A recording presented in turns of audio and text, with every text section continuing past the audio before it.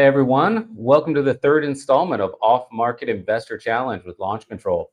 Today's topic is how to build and automate a cash flowing marketing machine.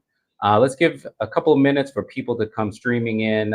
As you come in, as you guys get signed up, start coming in, drop a comment in the chat. Let us know where you are with your business, amount of deal flow that you've got coming in, any current challenges you're facing, anything that'll kind of help Evan and I frame the conversation today really towards you guys to make sure that we can make this marketing machine tailored to your business and what you're looking to get out of it. And at any point during the conversation today, if you want to drop any questions into the chat, Evan runs our sales team here at Launch Control and has a extensive background in investing himself. So wanted to have him on for the chat. So drop any questions you have for either of us in the comments, and we'll get to them either in real time or during the Q&A at the end. Evan, how you doing? Doing well. Thanks for having me on today. Nice little Yeah, absolutely. So this will be fun. We're going to go through, really as you know, you and I have both been with Launch Control since 2018, 2019. We've helped a lot of investors scale up from 0 deals all the way up through 7 figures, and really seen them kind of rise in the ranks through Launch Control and really use text engagement as a real pillar in their marketing. But we also know that aside from maybe some people that are in early to mid stage in their investing career, most people aren't using a single marketing channel.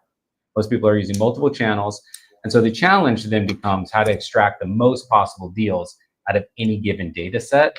And that's really what we're going to be focused on today, is max number of deals from data and kind of how to organize your investing business so that you are really focused purely on profit driven activities and not kind of getting into the weeds on things.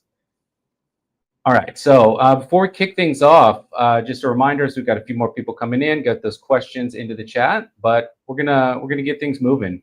If you are just joining for this session and you missed the earlier sessions, we'll post here in the chat in just a second the link to our YouTube channel for Launch Control. If you just go to the live tab of that, you'll be able to watch the replays of these. So for session number 1, we had Mike Hambright from Investor Fuel on. He was talking about coaching, mentorship, his own kind of journey in real estate investing. Really inspiring stuff for anybody who doesn't already know Mike. Well worth a listen. And then last week we had Ty Garrett on from Dataflick and REI Sift. And Ty did a great job of just really doing a deep dive on how to look at your data, including being first to market with some of the data that's coming direct from the county, even before it hits the data providers, so that you're getting that first window of opportunity with people. And then he also talked about really drilling down in markets. And Evan, I know you've seen this in your investing career, like the need to. There's a big push for speed to lead, but there's also a speed to data aspect of this, right? Where if you can be one of the first to have interaction with people. Yeah, that's absolutely right. I mean, ultimately, this data gets stale really quick too, and so getting your hands on, time-sensitive data as quickly as possible, getting that delivered into these different channels for outreach, initiating contact with these folks as quickly as possible.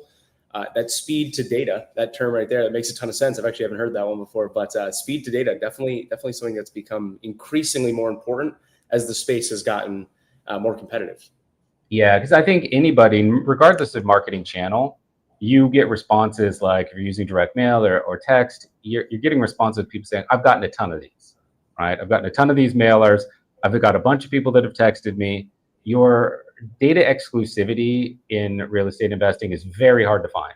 And so if you can get those speed to data opportunities, even at the county level, and maybe be a first at bat, that often is going to be the only at bat that was needed to close that deal, especially if we're talking about probate or anything that is tax or lien related, where people are just looking for a quicker solution. The quicker you can get to it, the better.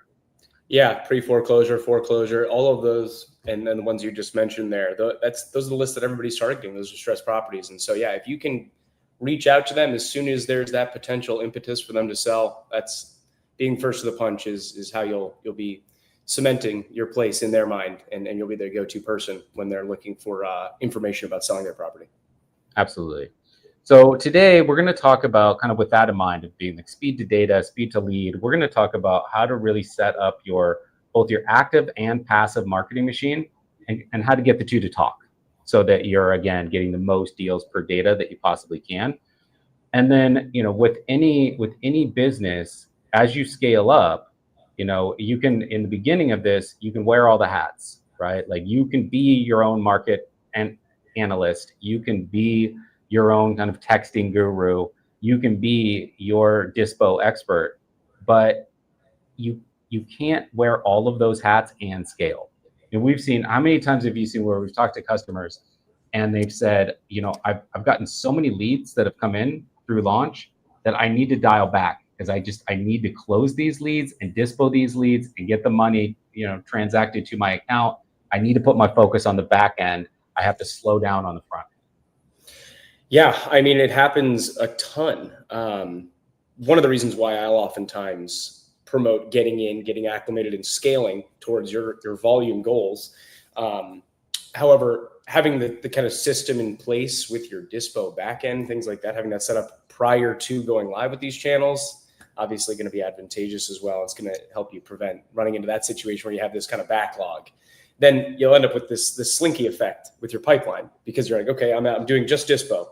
Okay, now I'm doing just acquisitions to initiate conversations, fill my pipeline, and you'll never have any sort of continuity month over month with closing deals.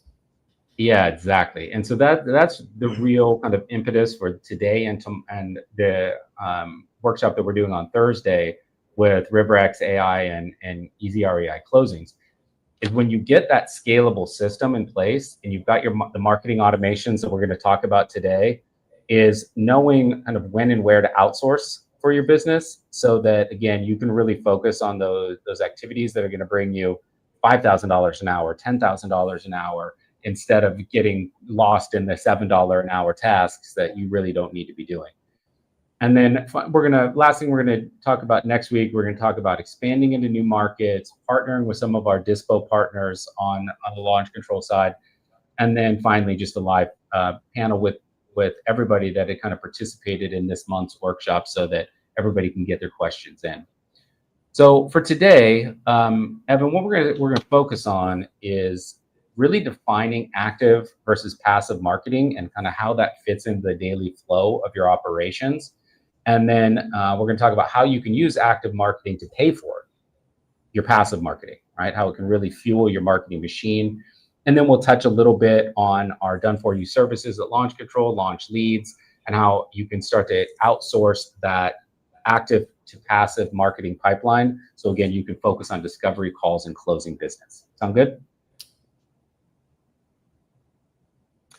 All right, so for everybody, if you got questions, get them in now. We'll get to them in the flow of things. Again, let us know, where you're listening in from and where you are in your business, right? Any current challenges you're facing.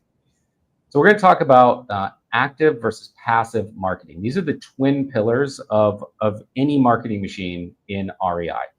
So if you just look at the top line, right, your active marketing is going to be text engagement and cold calling. Your passive marketing sources are going to be direct mail, PPC, TV, radio, things like that, billboards, right? Now, the big thing that people tend to focus on when they're thinking of active versus passive marketing is budget. What can I afford? What's cheaper, right? What's cheaper? What's more expensive? But the first kind of thing that you really should be thinking about when you're thinking about active versus passive marketing, or really what we should put in there is an and symbol, active and passive marketing, is how it's going to dictate the flow of your business. All right. So, Evan, let's say that you send out 5,000 direct mail pieces, 10,000, something like that. In your experience, what would you expect in terms of the inbound responses coming in from those, in terms of like volume of inbound response?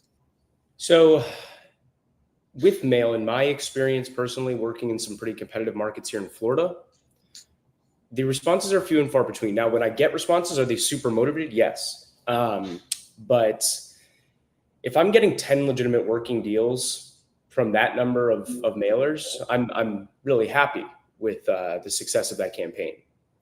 there's of course going to be ebbs and flows. There's certain areas, Naples, Florida is going to have a higher mailer response rate than Tampa, for example, where I'm located. And it does boil down a little bit to the demographic. What channel gets provokes these people to respond to you?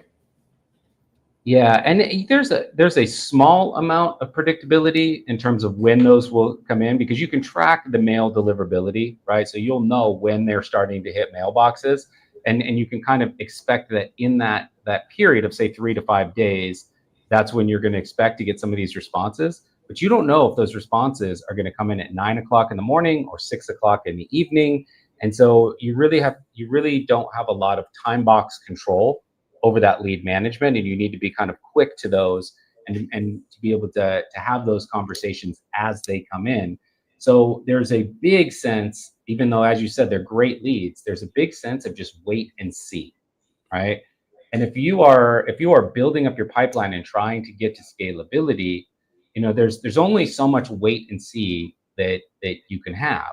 There at some points you need to be able to go in, sit down on a Wednesday morning and generate some conversations, right? Because you need to be able to keep building up that pipeline and keep generating conversations for your business. Lead flow is everything, which is where the active marketing comes in, right? Active marketing gives you the ability, although it takes more filtering, although you are going to have to start those conversations at an earlier, perhaps less motivated stage in some cases, you're going to get your opportunities. If you send out a batch of 150 messages through Launch Control, you're going to get 20 to 25 responses. Some of those are going to be filtered out, right? Some of those are going to be asking you not to contact them again, that kind of thing.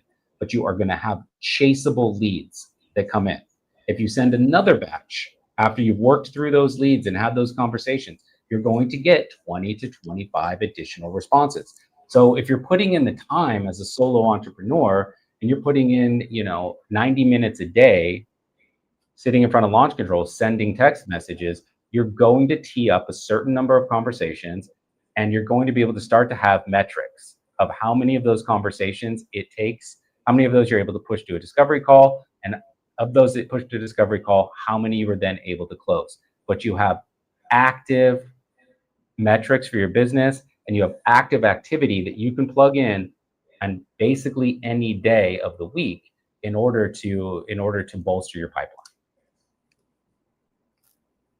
So, Evan, in your experience, because I know you kind of ran an acquisitions team, when you guys were kind of at your height, what was your kind of day-to-day like in terms of what you were doing for marketing and fielding those inbound leads?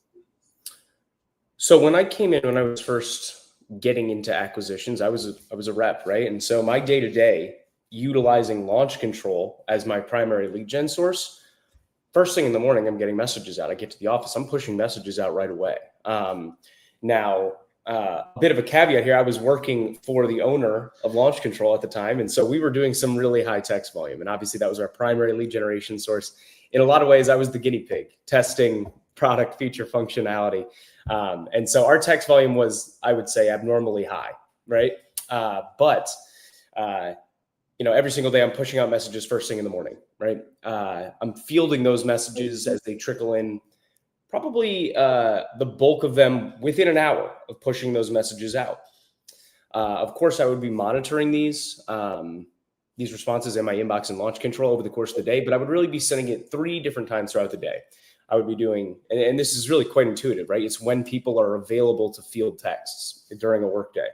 So first thing in the morning, lunchtime, and then towards the end of the day, as people are wrapping up their day, that's when I would be sending my 3 pushes out of the day during the day. That would comprise of multiple batches going out at each one of those times throughout the day. But I basically could know, my rule of thumb was that I'd push those messages out and then be really diligently monitoring for an hour after those messages first got pushed out, then kind of passively monitoring after that. And so I could be out checking on the app while I'm out going out to properties, things like that, during those other portions of my day. But yeah, really, really pretty easy to manage because, the majority of those responses are going to come in very quickly. And then you can field those trickle in responses over the course of the day. Super easy. Yeah, and as you alluded to, what it gives you the ability to do is what I always refer to as kind of time boxing your day, right? Like, if you know you have afternoon stuff where you have to be out, even if it's like picking your kids up from school, right? Like, even if it's not related to running your REI business, that you can dedicate that time between, say, 10 a.m. and noon, or 9 a.m. and 11, to really building pipeline and having conversations. And then you can come back to it, and you went to the gym in the afternoon. It's 5 in the evening. You've got an hour or so to kill before you're going to spend time with family and start making dinner and whatever. Get another batch out, get some more conversations in. So you can take those workable moments in your schedule to to proactively fill your pipeline. And you can't do that with passive marketing. Now, one of the things that we talk about a lot, Evan, when we talk to our subscriber base, and even with our partners in our partner conversations, is getting people out of the idea of versus mentality. Right? So this is a big mistake that a lot of early stage investors will make, is that they try some texting, they try some direct mail, and they look for which to eliminate, right? Like, which is going to give me the best deals. I'm going to try 2 or 3 marketing pipelines, and I'm going to eliminate the underperformers. And one of the things that Ty Garrett talked about last week is the pendulum effect of marketing. You're going to have months where your text is killing it. You're going to have months where your direct mail is killing it. Months where some retargeting that you're doing on Facebook or Google is killing it, right? But where people get consistency, not in month by month, but quarter by quarter, year by year, is picking the marketing channels that they want to focus on, sticking with them, and then most importantly, looking for ways to unify them, right? And so that's what we're going to talk about in the next step, is really how to kind of build on this marketing machine by not having separate pipelines, but rather several pipelines that all funnel into discovery calls, that all funnel into convertible leads for your business. Yeah, and to go off that pendulum effect comment that you just mentioned there, all of these channels require time and diligence allocated to them in order for them to work properly, right? There's really not going to be any instant gratification with any lead gen channel in the real estate space, because all of these sellers are so timing driven. And so diligent follow-up in all of these channels is obviously is the golden bullet here. There really isn't a golden bullet beyond that besides consistency. Yeah, and it's really important to keep in mind that, on that note, that what I I often say, kind of as a joke, right? Like, we're not trying to buy a bicycle off Craigslist. We're trying to buy someone's home or a large tract piece of land somewhere, right? And it may have sentimental value. They know that it has some kind of monetary value, and they probably have a pretty good idea of what that is. And so, our value props as real estate investors are, yeah, we can get them money in a quick time frame, quicker than anybody else could, but and we can do it without any money coming out of their pockets, or like repairs to the home or anything like that, right? But we do have to buy at a discount, right? And a lot of people are not going to be ready to jump straight to that. They're going to take a little convincing. They're going to take some follow up. They're going to have to get to a point where they come to the realization that this really is the best option for them. Sometimes that happens in 30 to 60 days. Sometimes it happens in 6 to 9 months. And so when you have the mechanism in place to just keep in front of them, think of it as like any business in the world. Like, if Coca-Cola stopped advertising, if you stopped getting those touch points, stopped seeing their branding, you'd stop thinking about them. You'd buy from someone else because it wasn't front and center, right? So it's finding the right cadence and the right amount of essentially branding for your business, of staying top of mind with people. That's what ends up getting them to convert down the line. So you have to really think about this as, not just what you can capture and close in 30 days. It's the snowball effect of really following up and following up and following up, and seeing what kind of deals fall off and fall into your lap down the line, because you have been present with those sellers. So we're going to talk about kind of using active marketing to pay for or fuel the rest of your marketing, right? So when you're in, like Ty was talking about, we were looking at neighborhoods in using Dataflick, and he was showing how you could break down into any market that you want to be in. Let's just say Tampa, your market, Evan. And they've got a tool, and everybody watched the replay from last week if you want to take a deeper dive on this. But they've got a tool where you can down to the neighborhood level in Tampa, you can see how many how many deals were sold to investors, or how many off-market deals were done in that area over a span of time, right? So if you've got markets where there's been no investor activity, your likelihood of converting a deal in that market is not very high. Whereas if there has been a fair amount of investor activity, it might be linked to something that's like economically based around that neighborhood, then you know that you're going to have a higher chance. You can also, with their tool, you can look and see that, for instance, in that neighborhood, homes are the value of homes is typically set $150,000 lower than surrounding neighborhoods. Again, a good leading indicator, right? But a leading indicator isn't proof. Proof, you need actual responses to get proof, right? So do you want your proof to come from a $1 per mailer direct mail outreach where all of your non-responders cost you $1? Or do you want to start with text where all of your non-responders cost you a penny less, right? So it's what you're doing, and we have a lot of, you can speak to this, I know, that we have a lot of users of what they're doing, our subscribers, is they're using text to litmus test a market. So they'll pick a market, take those leading indicators, find the neighborhoods that they want to target. Let's call it Tampa Heights. They want to text Tampa Heights, right? They text that market, check the inbound responses. How good are they? How many were they able to push to discovery call? And then most importantly, were they able to get a deal out of that market using active marketing? And if they were, then taking a portion of the assignment fee that they got from that deal and spending it on passive marketing, right? So now you're taking direct mail and you're taking more of a sniper approach to it, where you're picking smaller groups, smaller neighborhoods, you're sending them direct mail. And what we'll show in a second, doing a combined text and direct mail effort. So you're getting max touch points with those sellers, and from max touch points, max possible inbound leads, right? Max possible deals. Yeah, and I can definitely speak to this a little bit, what you just mentioned there, and that is being able to very, very quickly, very black and white, determine, is this an area that's going to be responding to me via text that has interest in selling? You can tell, you could make deductions on that with the inside of an hour, in a couple different neighborhoods.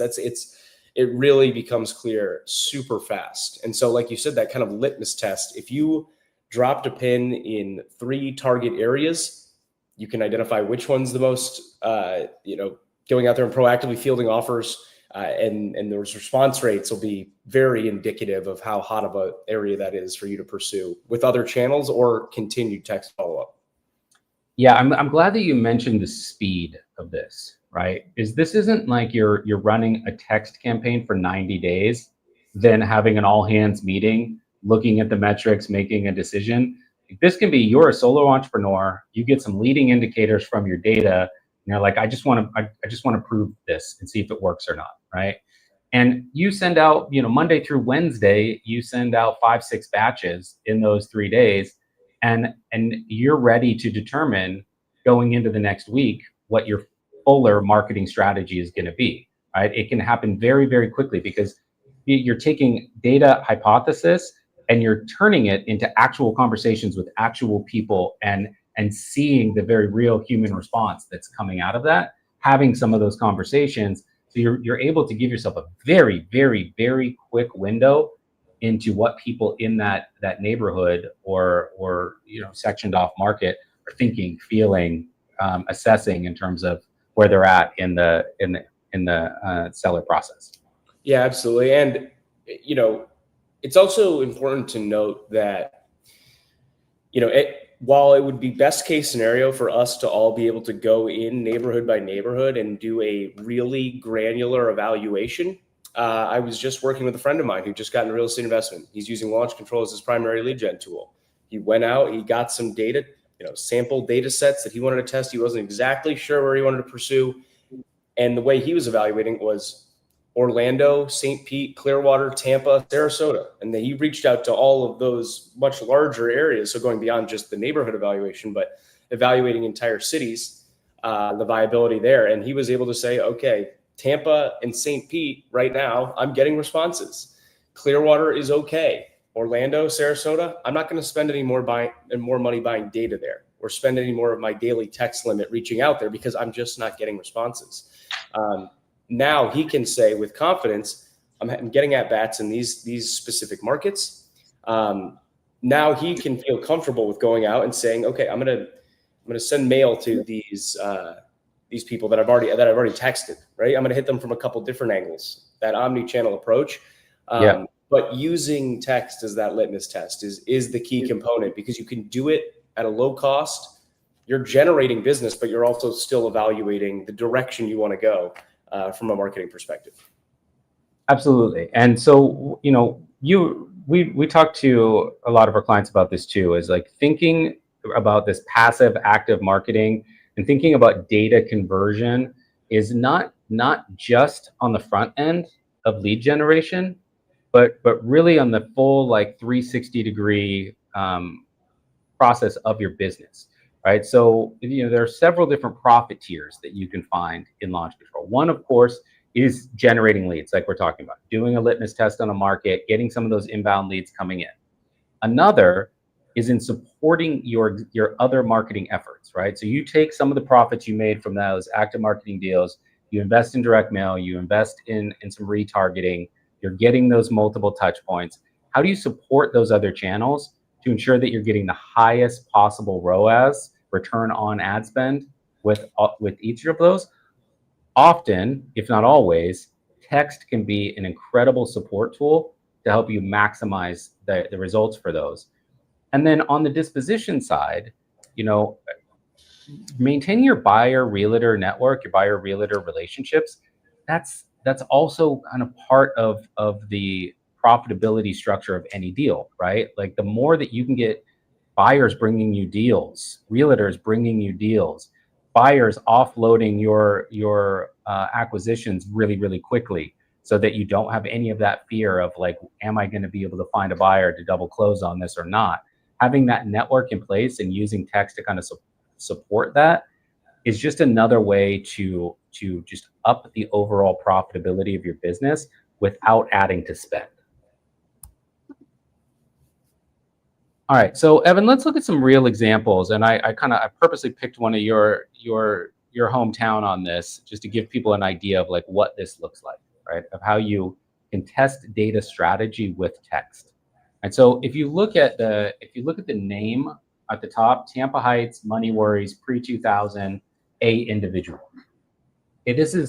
You're baking your strategy into, when you're sending out text messages, into narrowing down to groups of people in specific areas that you want to reach out to. So again, you can get usable metrics on whether or not you want to invest in passive marketing in these areas, right? Or whether or not you're getting the responses you want. So you're not even your friend that you just mentioned, Evan, he might have started wide, but he narrowed down, right? And he wanted to find those specific zip codes or those specific neighborhoods that were relevant. And why, as somebody in your position who's done acquisitions, why do you want to find those specific neighborhoods where you're getting a bit more response? Well, so there's definitely something to be said. There's kind of this old rule of thumb in the real estate space where you want to own your backyard was always the big thing everybody always said. And so understanding a market helps you understand the motivation. Understanding an area helps you get your numbers better, your comps more dialed in. You know how much you can offer somebody. You don't have to go back and renegotiate deals that you can't sell on the dispo end. Having a deep understanding of a market, it's going to be easier to have those conversations with sellers when they do respond, but also you're going to understand going into that conversation kind of who that person is based on the area that they're located, right? And so there's I could list off 100 reasons why you really want to hone in and own specific, very niche markets and areas that you're targeting. Yeah, and it's the areas. The other thing is that let's say we go Tampa wide, right? If you look at a heat map in any given market, we'll use Tampa as an example. It's not there's not an off-market deal here and an off-market deal over there and an off-market deal over there. They tend to be bunched together. Right? They tend to be bunched together into neighborhoods, into specific areas of town, and there are lots of factors, economic and otherwise, that go into that. But it's what you're looking for, those heat map areas within any given market, because although anybody could find themselves in a distressed situation with their house and be looking for alternatives, it tends to be that there's a grouping together, and when there is a grouping together, the byproduct of that and the positive thing that comes from competition is that people often are aware of their non-MLS opportunities or options. And so it's really just becomes more about making sure that you're able to create a connection, get to motivation, and be the solution provider they want to choose. So if you just look at like a Tampa Heights strategy, right? So just looking at the way we organize this, Tampa Heights would be the neighborhood. Money worries would be the assumed motivating factor, right? We know they have tax liens. We know that they're nearing pre-foreclosure or getting into pre-foreclosure. We know that all the houses in this neighborhood were built before 2000. So there's an age factor and a higher likelihood of a distress factor physically to the homes. And our approach is, rather than saying that, we're coming at this from my company wants to, we're going to take an A test where we're just being an individual reaching out. And you do want to A/B test those, right? Approach it from a company perspective, an individual perspective, very professional tone, a very friendly tone. Test all of these things in different markets when you text to see what hits, right? Because it's really about how you generate those conversations. But you can see the strategy kind of baked in to what you're doing, so that you can decide, like, again, what neighborhoods to focus on and where else to kind of spend your money. I can't stress enough too how important it is to have. I mean, Michael, you're an all-star at this, obviously following your own best practices, but having that naming convention, having that correspond with a naming convention that you've utilized for your lists. If you have this hodgepodge of stuff in there, it's going to be really hard to go back and evaluate what's working and what isn't. But if you use something like that, you spend a little bit more time on the front end, you're really going to be able to dial it in, look at the data analytics inside Launch Control, look in the platform for basically determining the direction you want to go, figuring out what's working, what isn't. Simple little things like that you can do inside Launch Control, like that naming convention, is going to help you backtrack and determine what you need to be doing going forward. So it's like those little tiny things that are such a big game changer.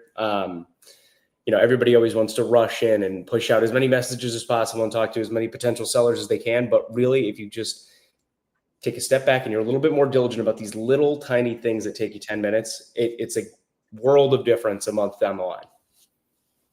Absolutely. So on that note of kind of not rushing in, right, and really thinking of this as big picture. So we mentioned in the beginning, a lot of people, the first consideration they have when choosing active marketing versus passive marketing, and they do put the verses in, is budget, right? But what we just laid out is a plan that of using active marketing to pay for your other marketing channels, to pay for direct mail, right? You're using profits from your assignment fee to pay for direct mail. You're using profits from your assignment fee to pay for your retargeting or your PPC. And that becomes a self-generating machine, right? Where like every new deal that comes in, you're taking a portion of the assignment fee and putting it towards those things, right? So you're getting your marketing budget in place. So then the question becomes not, which of these pipelines is producing more, but how you can get all of them together to funnel into, we didn't put together a graphic from this, but imagine that there's a literal funnel that is text, a funnel that is direct mail, a funnel that is PPC, and they all funnel down into discovery calls, right? And from those discovery calls, you can have very clear metrics. At that point, it's not about marketing. At that point, it's about your skill or your acquisition agent's skill as a sales rep to be able to uncover motivation, uncover timeline, create a sense of trust and loyalty with that person, and present solutions that they take. It's a sales gig at that point, right? So how can you take all of those funnels and instead of them just randomly catching their own leads, bring those leads together? And so what we've got here at the top, and I know it may be a bit tough for people to read, but we can kind of walk you through it here, is if you're going to do a direct mail campaign to that Tampa Heights neighborhood, for instance, right? If you send out a text message that says, hey, I'd like to buy your house, I can pay cash, and you send a direct mail piece that says, hey, I'd like to buy your house, I can pay cash, or some much better version of, the recipient is not going to know that that came from the same company, right? They're going to see that as 2 amongst 20 inquiries that they got about their house. And they're not going to be able to separate you from the other white noise unless you connect your conversations, unless you give them an indication that those 2 touch points are coming from the same solution provider, right? So if you're going to send out direct mail, you can use text as a way of, on the front end, of letting them know it's coming. And so I just sent out some mail to give you some more details about my company and how we work with homeowners in the Tampa Heights neighborhood. I've worked with a few of your neighbors. You can also text me here once you receive that, if you know, to talk about solutions, whatever you want to say in that text message, but you're alluding to the fact that your company, maybe even say something about the mailer. It's got a rocket logo up at the top right. Let them know, connect the dots for them. Let them know that that text message is coming from the same company that that mail is coming from, or reverse it. Send the mail, and then once you know that it's arrived in the following week, say, I sent you some mail. It's got that rocket logo up at the top right. I'm sure you've got some questions. You can text me here if you want, you know, for people that maybe don't want to call in, but they do have a quick, well, what is this all about? Who are you? Is this legitimate? Like they might hit you with some very simple questions, answer by text. If you give them that other opportunity, that other thread, then you're just upping your touch points and upping your opportunities to connect. Have you seen this work well in practice, Evan?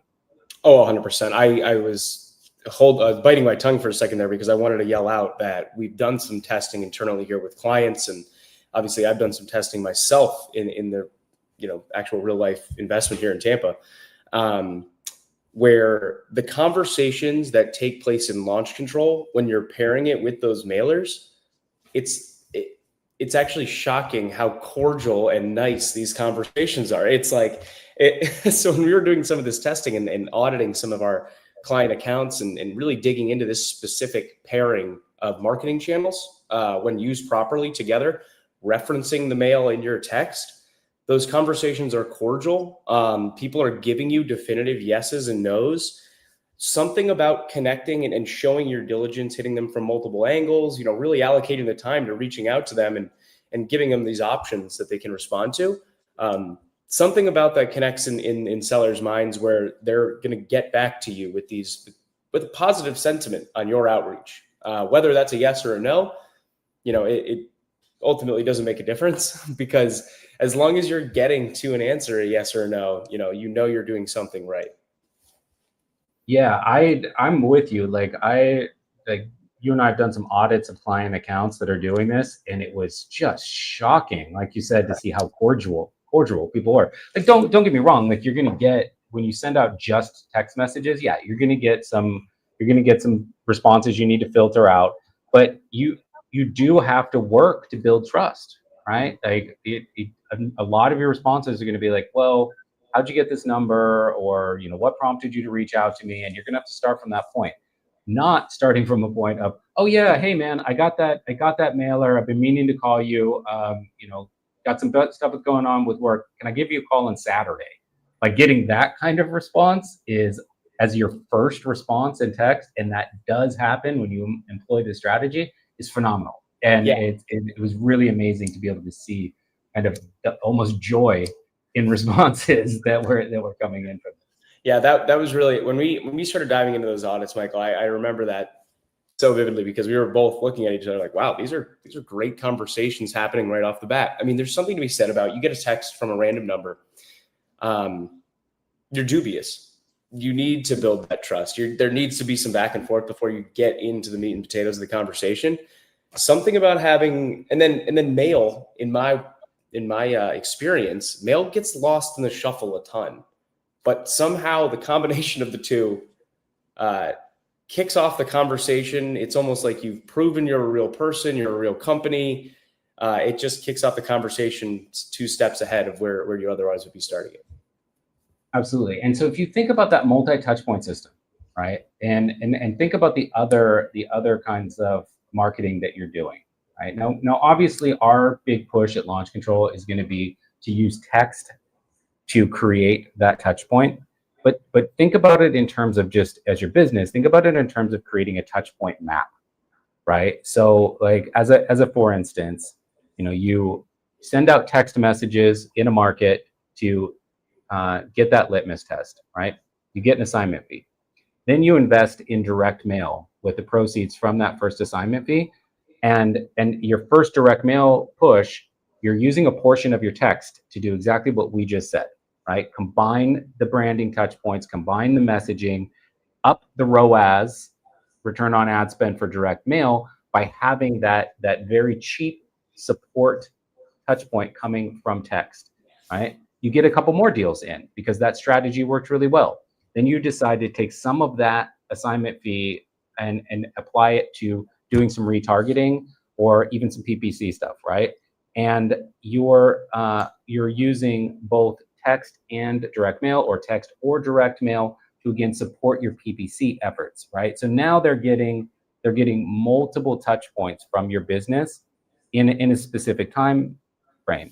The PPC or retargeting, you can get strategic with how you use that, where you might be using text and direct mail in the first 2 weeks to get that strong push, and then you're doing a 30-day follow-up with PPC or retargeting that's continuing the branding, that knowing that they've already received a text message, they've already received direct mail, and now you're just reinforcing, and you're using those elements together to again funnel everything into discovery call. So it doesn't matter where the deal came from. The deal, it doesn't matter. It's not because of text. It's not because of direct mail. It's not because of PPC. It's because of the combination effort that you put in to unify those three, right? Where it came from was a data set, right? It came from 10,000 names, 20,000 names, and that equaled X number of discovery calls. The whole purpose of marketing is getting more discovery calls out of that data so that you can get more deals. So really start thinking about your pipelines as, how can I just use these turn these into a discovery call generating machine so that I can focus all of my attention on generating those, or on closing those calls, right? So we'll skip over this real quick because I do want to get to the launch leads part of this, and we'll wrap it up. The last part of this, as we mentioned, was kind of leveraging your marketing to really build up your buyer and realtor relationships so that you can get some non-marketing related leads coming in the door. If you're interested in this, Evan and his team can walk you through how to set this up, or if you're already a Launch Control user, you can contact your text marketing expert team lead, and they'll be able to kind of walk you through this. But Evan, what I wanted to focus our attention on to kind of wrap up today's workshop is launch leads, right? What we've talked about so far is, having really good data analysis, and then having that data analysis inform your texting strategy so that you're litmus testing markets. And then the results from those markets, you're then taking that and you're using that to fund your passive marketing, right? But all of this, that pipeline, market analysis requires some of your time. Setting up the content or setting up the data in Launch Control takes time. Setting up the content and what you want to say to people in those specific markets takes time. Working the leads, even if it's 90 minutes a day, working the leads that are coming in through Launch Control takes time, right? And what you really want your time spent on is discovery calls. You want your time spent on closable leads. So you have to start asking yourself of like how to get yourself out of $5, $7 tasks and get into $10,000 tasks, right?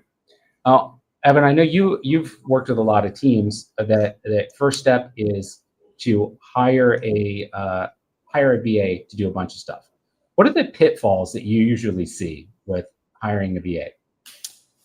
Well, there's a handful of challenges associated with working with somebody you're not physically with, obviously. I think that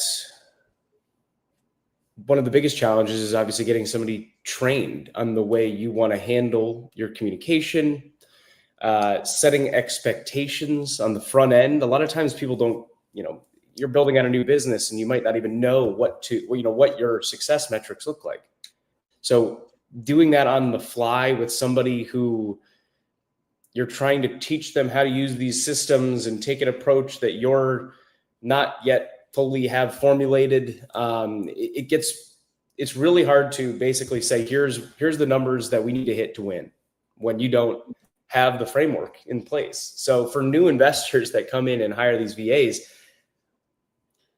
there's still a place for VAs. Obviously, it's a viable approach for certain things. However, you cannot dump everything over there and expect it just to work. It's having an employee, right? It's the onboarding is the biggest challenge, I would say, for anybody. And that was a really roundabout way of saying that, but I'm just thinking about all the challenges that I've run into when I'm hiring VAs to fulfill even remedial tasks here at Launch Control, and then in the past in the real estate investment side of the business. So.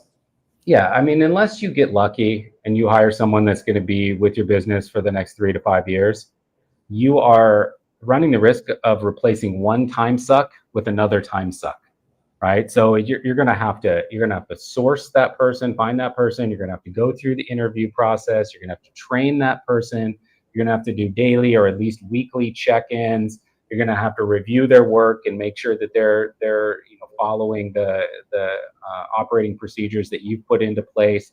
You're adding managerial time instead of reducing time, right? So, and like you said, you are now an employer, right? So that comes with some red tape issues that you have to have for your business.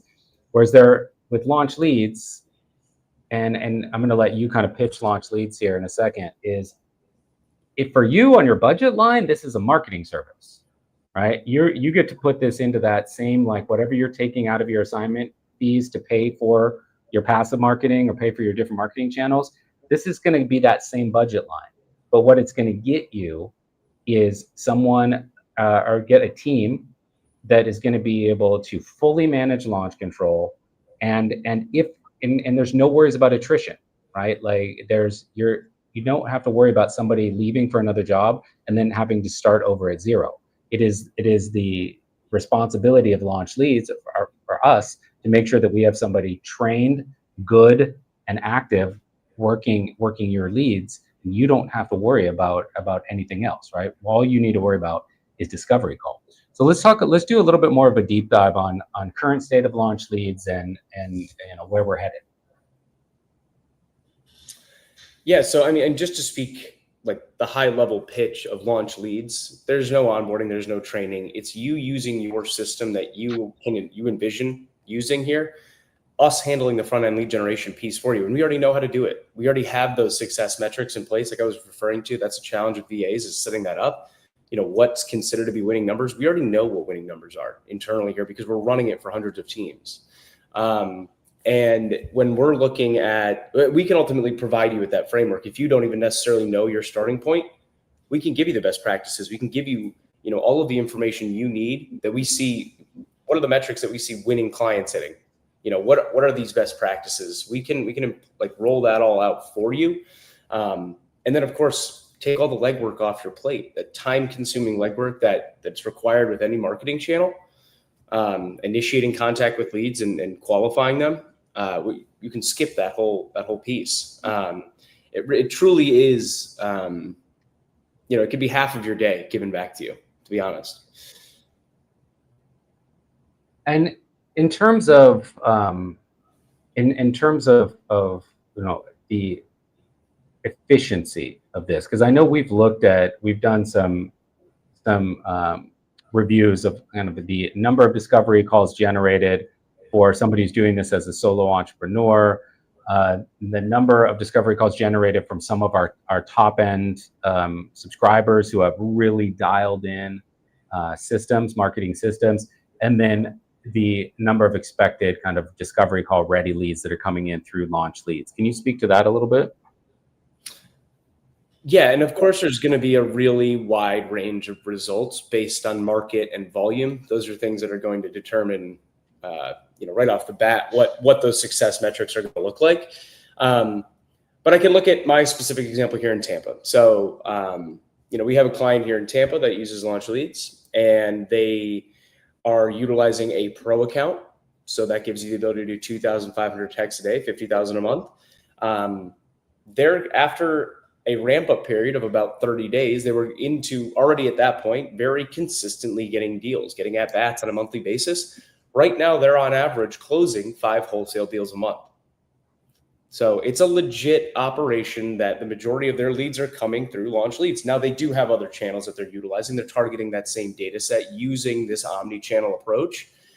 So that obviously lends itself to a higher conversion rate with text when you're hitting them from different angles and you're getting your name in front of them in different ways. But the majority of their conversations are being initiated via text. That's where the response ends up coming from. We're teeing them up with a meeting. They don't have anything in-house from a marketing perspective. They've outsourced everything. And 5 deals is what they're doing on a monthly basis with that pro account level volume that we're managing on their behalf. So we're basically getting, at this point in time, they've fine-tuned everything. It's very predictable for them. And basically where we're at now with them is just how do we tweak things to be scalable so that they can say, all right, I'm going to implement my second market. They're thinking about doing that now. They're just building the framework for scaling now. Really, sitting down with our team and getting the data points, walking through the data points of what's working, what isn't, where specifically, when you get really granular, where are the deals coming from, getting down to that neighborhood level, like you were talking about earlier in this call.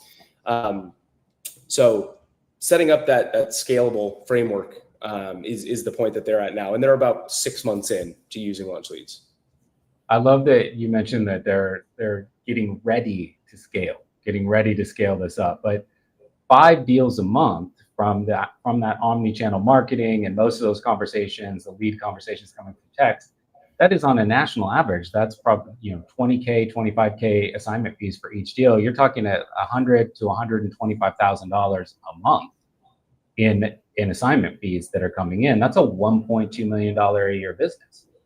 Yeah, and it's a one-person team. Yeah, and it's one person. It started as a one-person team. He's already gone out and he's hired 2 people now. Okay, but this is like, how many other industries can you think of where you have the ability to outsource segments of your business, which we're going to get into again on Thursday when we have RiverX AI and Easy REI closings on. But how many other businesses can run a 3-person team where we're not talking about like 3 C-level employees, right? We're talking about an entrepreneur business owner and probably maybe an acquisitions person who's earning a commission, and probably just a kind of catch-all VA, and everything else is outsourced, and it's making $1.25 million a year looking to scale up. I can't think of really any other industry where a 3-person team is generating that kind of revenue for a business. Yeah, and historically he was a realtor and wanted to move into more of an investment play, and somebody I knew previously from going to school at University of Tampa here. So he came to me, knew I was working with Launch Control, and we had a coffee, had a conversation, and then it worked out great. I love that. All right. So, and then the last thing I wanted to say is kind of fitting with this conversation that we've been having today about really combining your active and passive marketing efforts and really taking that omni-channel approach. We're doing a couple things coming up with Launch Control or with Launch Leads in the coming weeks that's going to make it even easier for people to be able to integrate some passive marketing into their flow and to integrate some additional active marketing. So can you kind of touch on that just a little bit of kind of what's coming down the pipe for Launch Leads? Yeah, absolutely. So, like what Michael just alluded to there with the omni-channel approach, we know it works. And so, constant effort to move the needle here internally with what we provide on the Launch Lead side with this done for you service. We are going to be starting to offer mail functionality within Launch Control and with Launch Leads specifically. And so taking it even a step further, being able to take advantage of all those great things me and Michael talked about with the mail paired with text, we're going to be able to do that for you as well. So working that same list, getting more juice out of those lists. Back 6-7 years ago, when I first got into the space, it was really easy to get big, huge, giant data sets. And you could just blast out, you could burn through data and it didn't matter. And wholesale deals that was turned away wholesale deals because there were so many. One of the biggest expenses now for like the modern investor is the data. And so when you're going out there, everybody's constantly looking for new ways to generate that speed to lead that Michael was talking about in the very beginning of this call. Being the first person to get the at-bat with that data, with that person that has found themselves in a distressed situation. The data has become one of the biggest expenses in the space. And so you have to get juice out of that list. And so, with the approach that we're setting up here with Launch Leads, you can mail that list, you can text that list, you can rest assured that you have a team behind the scenes working down that list and diligently following up with them, hitting them from different angles, using this omni-channel approach. So you just have to make sure that you're getting the ROI that you need to get from that expensive data set that you're purchasing, because there's a monthly expense every single month associated with that data. And so you have to have it converting on a consistent basis. Or at least be able to get results back from the Launch Leads team that says, hey, this list is outperforming this other list by 50%. Maybe allocate your resources to purchasing more of that type of list. It's having that data to look at, analyze, but then have our team basically pass the findings to you rather than having you go roll up your sleeves and dig into the data and come to your own conclusions. We can come to you with the end, findings and just really simplify that entire process of fine tuning the way that you're handling your acquisitions. Absolutely. All right. So, Evan, just to wrap this up, for anybody that wants to join us at Launch Control, we want to get them in front of your team to really kind of talk about where they are with their business, to talk about, setting up the active to passive marketing pipeline, omni-channel marketing, and then of course for anybody that wants to really leverage Launch Leads in order to just truly focus their time on discovery calls and scaling up their business. We want them to touch base with you guys first. They can scan this QR code here. If you're watching this on the replay, we're also going to have a link below. Be a little easier from your phone to click on that.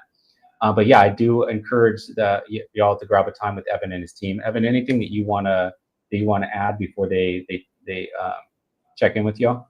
Yeah, I would say that scan this thing, hit us up, get on a call with us. Even if you just want to talk shop, if it's something that you might do way down the line, we're real estate investors at heart, and so we're happy to have a conversation with you, even if it is a preliminary discovery on just talking shop about what you're doing as of today and what you might be doing down the line. It's literally a no pressure call.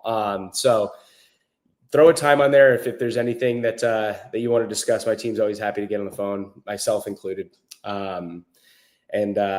Yeah, definitely. I hope to connect with some of you soon here. Cool. All right, everyone. So last chance. If you got any questions, we can keep it open for a couple minutes for Q&A.